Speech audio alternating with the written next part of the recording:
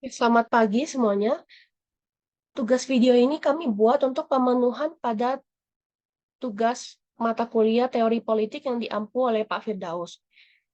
Sebelumnya, perkenalkan kami dari kelompok 7. Nama saya Anggreni Lydia dan saya berperan sebagai moderator di kelompok 7. Sebelum kita lanjut ke materi, izinkan saya untuk memperkenalkan anggota-anggota di dalam kelompok saya. Baik. Yang pertama ada Firman Tondi, yang kedua adalah Kadi Kuturbi, ada Windana Vilasari, Maria Erni Angelina, ada Sela Wulandari, dan yang terakhir ada Seli Putri Permatasari. Nah, sebelum masuk ke materi, saya akan menjelaskan sedikit poin-poin atau subbab dari materi yang akan kami terangkan. Kelompok 7, yaitu kelompok kami, mendapatkan materi di bab ke-7, dan di bab ke-7 ini kami memiliki 6 subbab di dalamnya. Yang pertama ada apakah ideologi politik, yang kedua pemikiran ideologi liberalisme, yang ketiga pemikiran modern tentang demokrasi, yang keempat negara dalam legitimasi teologis, yang kelima negara dalam legitimasi ontologis, dan yang keenam menurut Niccolo Machiavelli. Dan untuk pemateri pertama yaitu Saudari Windana Vilasari, saya persilakan.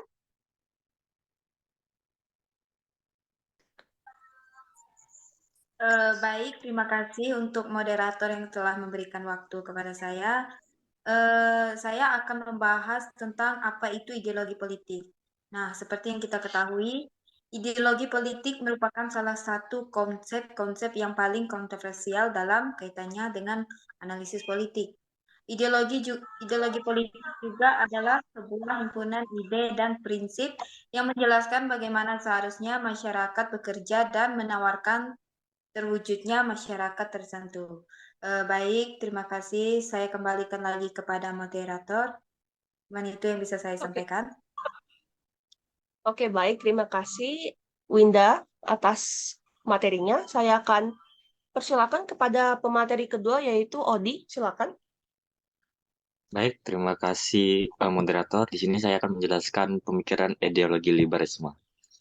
Nah, pemikiran ideologi liberalisme ini juga didefinisikan sebagai suatu paham yang menghendaki adanya kebebasan individu, baik dalam bidang ekonomi, politik, ilmu pengetahuan, kebudayaan, agama, maupun kebebasan sebagai warga negara di dinamika liberalisme.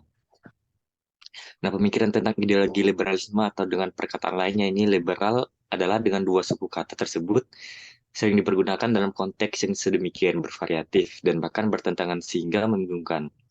Nah, terminologi liberal dalam artian yang positif adalah sikap batin yang merdeka. Liberalisme ini lalu berarti adalah paham yang menjunjung tinggi kemerdekaan batinnya dan dengan menolak segala macam pembatasan terutama yang datang dari intervensi atau campur tangan negara. Baik, saya kembalikan ke moderator. Baik, terima kasih Saudara Odi untuk materinya. Kita akan berlanjut kepada materi selanjutnya yang akan diawali oleh Sela Wulandari. Silakan. Terima kasih kepada moderator. Moderator di sini saya akan menjelaskan tentang pemikiran modern tentang demokrasi. Sebagai ciri pokok demokrasi klasik adalah yang menyangkut tiga nilai dasar yaitu kebebasan, keadilan, dan kemerdekaan. Namun secara konseptual, demokrasi bukanlah hal yang gampang atau mudah untuk dipahami. Hal ini disebabkan karena demokrasi memiliki banyak konotasi makna. Dalam hubungan ini ada makna variatif, makna evolutif, dan dinamis. Demokrasi yang bermakna variatif karena sangat bersifat interpretatif. Demokrasi juga merupakan konsep evolutif dan dinamis, dan bukan sebagai konsep yang statis. Berikut 4 cara pandangan utama dalam konteks demokrasi modern yang akan dijelaskan oleh teman saya, yaitu Saudari Maria Erni. Selanjutnya, saya akan melanjutkan penjelasan dari Saudari Sela Wulandari. Di sini saya akan menjelaskan 4 cara dalam pandang utama demokrasi modern. Yang pertama, cenderung melihat demokrasi sebagai institusi politik yang memungkinkan terciptanya government ruled by the people. Yang kedua, menggambarkan demokrasi sebagai metode politik untuk memilih pemimpin. Yang ketiga, menempatkan demokrasi sebagai hubungan yang berkaitan erat dengan toleransi. Dan yang keempat, meletakkan demokrasi dengan kerangka perimbangan kekuatan atau balance of power, terutama antara kelas sosial yang ada dalam masyarakat. Baik, selanjutnya saya kembalikan kepada moderator. Baik, terima kasih atas materinya, Saudari Sela Wulandari. Kemudian kita akan berlanjut kepada pemateri selanjutnya, yaitu saya memberikan kesempatan kepada Saudari Sally untuk memaparkan materi selanjutnya. Saya persilakan.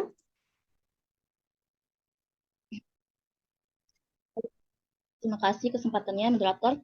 Saya akan menjelaskan tentang negara dalam legitimasi teologis. Legitimasi ini beranggapan tindakan penguasa negara selalu benar, sebab negara diciptakan oleh Tuhan. Dalam hubungan ini, manusia haruslah taat kepada kedaulatan Allah, melewati ketaatan kepada para pemimpin duniawi yang mewakili kehadiran Allah. Maka dengan menaati wakil-wakil Allah, manusia akan dapat belajar untuk taat kepada Allah. Bertingkah sesuai dengan kehendak Allah, maka norma agama dapat dijadikan sebagai norma hukum. Saat norma agama menjadi norma hukum positif, maka kedua norma itu tidak bisa dipisahkan. Dengan cara inilah diharapkan kedaulatan Allah dapat ditegakkan di dunia melewati wakilnya, di mana para wakilnya ini dipilih langsung oleh Allah sendiri dan bertindak sesuai dengan kehendak Allah. Dan para penguasa ini hanya secara moral bertanggung jawab kepada Allah yang memilih mereka. Dari saya, terima kasih. Saya kembalikan kepada moderator. Baik, terima kasih atas materinya, Saudari Sally. Saya akan berlanjut kepada pemateri selanjutnya, yaitu Firman. Saudara Firman, apakah sudah siap? Silakan. Baik, terima kasih moderator yang sudah memberi waktu kepada saya untuk menjelaskan materi selanjutnya. Di sini materinya mengenai Niccolò Machiavelli. Siapa Niccolò Machiavelli? Niccolò Machiavelli adalah tokoh pemikiran politik yang memberikan pengaruh yang cukup besar terhadap bidang filsafat politik. Machiavelli menunjukkan pada dan menganalisis secara detail mengenai teknik berpolitik. Caranya hingga saat ini masih menjadi referensi kajian bagi mahasiswa yang belajar politik dan filsafat.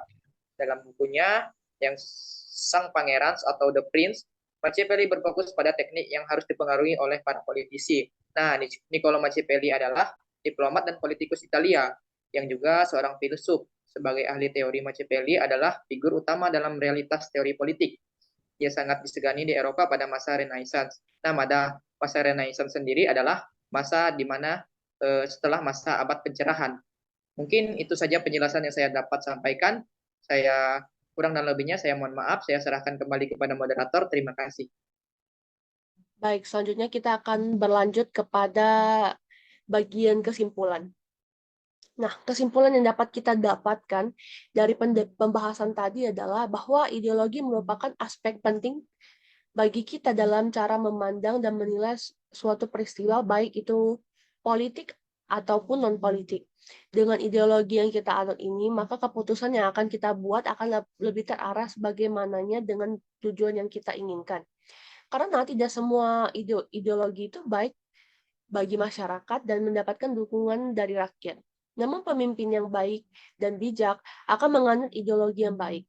Karena banyak orang yang berideologi, namun justru ideologinya mendatangkan keburukan, bukan mendatangkan kebaikan dan kesejahteraan yang diharapkan oleh masyarakat luas.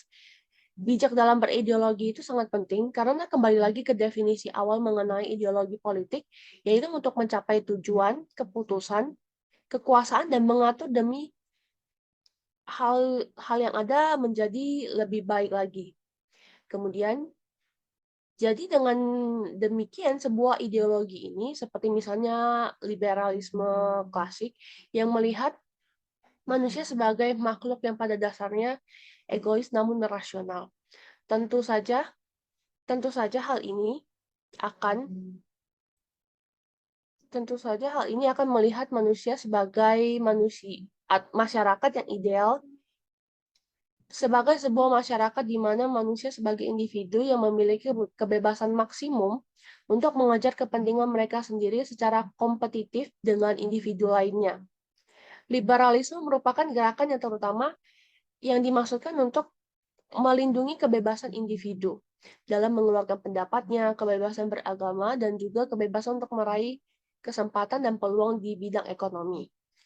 Maka dengan demikian, individualisme yang diagung-agungkan atau mengagung-agungkan manusia sebagai individu, ideologi selanjutnya adalah ideologi seperti sosialisme yang melihat bahwa pada dasarnya orang itu sama dan suka bekerja sama. Bahwa setiap sikap egois dan kompetitif yang sebagaimana yang dianut oleh ideologi liberalisme akan mengarah pada masyarakat